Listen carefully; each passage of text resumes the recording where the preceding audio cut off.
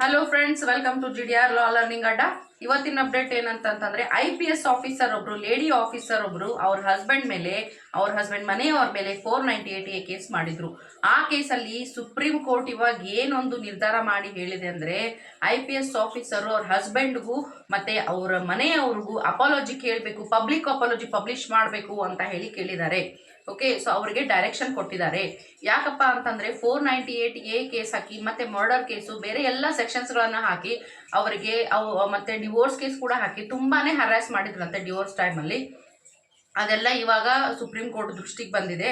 ಅವರ ಹಸ್ಬೆಂಡ್ ಮನೆಯವ್ರಿಗೆ ತುಂಬಾನೇ ಹರಾಸ್ಮೆಂಟ್ ಆಗಿದೆ. ಹಸ್ಬೆಂಡ್ ಫಾದರ್ 103 days ಕಸ್ಟಡಿಯಲ್ಲಿದ್ರಂತೆ, ಮತ್ತೆ ಅವ್ರ ಹಸ್ಬೆಂಡ್ ಕೂಡ 109 days ಕಸ್ಟಡಿಯಲ್ಲಿದ್ರಂತೆ. ಈ ರೀತಿ ಎಲ್ಲ ಆಗಿ ತುಂಬಾನೇ ಅವ್ರಿಗೆ ಹರಾಸ್ ಆಗಿದೆ.